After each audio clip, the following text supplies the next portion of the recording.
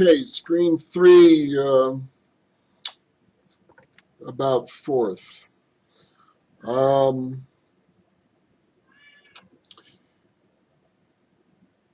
because fourth is so minimal, I mean, some fourths, they evolved even on like 8-bit processors and so forth, and the major uses for fourth are in embedded systems because it is so minimal. It's almost immediately on any chip, and actually now that lots of chips are coming out that have, well, the most interesting advanced chip I've seen, and go to the Silicon Valley fourth interest group meetup, and they're very, very involved in questions of and comparisons of computer architectures, and but there are chips with hundreds. Well, there's a chip with 144 fourth processors on it that Chuck Moore is directly involved in, but it's an extremely minimal CPU on that. To me, more interesting is a series of Epiphany chips, which now have something like 1,000, I don't remember whether it's 32 or 64-bit processors on, but you're going to be moving to massively more powerful chips than currently exist. And of course, as soon as anything, these are actually already, I don't know, they call it taped out or whatever. In any case, so fourths tend to almost immediately be on any chip. And in fact, as I've said, chips are designed with chip as fourth as the chip language. And that's one of the things. Chips are designed where essentially the fourth or a fourth stack vocabulary is essentially controls the gates that go to the arrays of memory and all of that. So it's again, there's nothing beyond it. Unlike C or something, which is implemented in whatever, fourth, you are going as directly to the language of the silicon as is possible. It's minimal language. RPN, actually reverse Polish, is the total syntax of the language.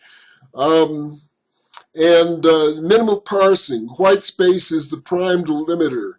Thus, as you would have saw when I hit F6, and the other thing, that entire word there, I went and looked at that and didn't find it in the dictionary and put out a question mark. So a word is any non-blank string of characters. As you can see in these lines over here, for instance, well, this is just sitting here. The last thing I went and asked for, what the definition was this line that I'll skip I'll leave that for another demo. But the way things work is essentially it reads a word. Nowadays they're calling this concatenative languages and concatenative syntax, because you just go and keep appending things, but I think concatenative is too long a word by at least a syllable. But here actually is, if you will, in fourth or in a quasi-fourth, the total structure of the interpreter. Now, colon is the word in fourth that says, okay, from here on, the next word is the name, and everything, and then this is a comment, what's called, a stack comment. This is saying that it starts with nothing on the stack and it ends with nothing on the stack. But essentially the definition is, okay, you read a word, look it up in the dictionary. If you find it, if it's found, and this is where you get into this syntax, found goes and puts a true or false, a 1 or a 0 on the stack. And then if that's true, it does whatever the definition of that word is. Else, if it's not found, then it goes and I should add question marks on the ends of these names.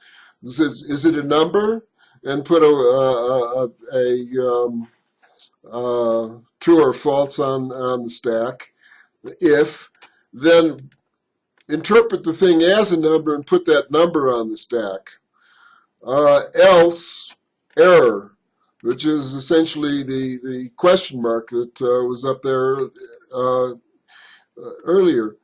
And then just, okay, that's the end of that loop. And then, yeah, just keep repeating that.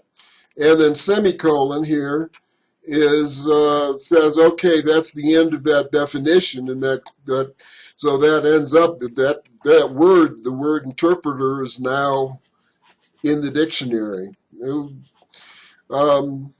You'll see, I've already gone through that, but that's going to be a repetitive, lesson. That's the fundamentals. Yes, and as it says, the word colon means compile until finding a semicolon, and add it to the dictionary, as I say. This is kind of interesting. This is a table that I constructed quite a long time ago that actually was constructed in CSOSscreens before most of the fourth vocabulary, the fourth CSOSscreen vocabulary existed.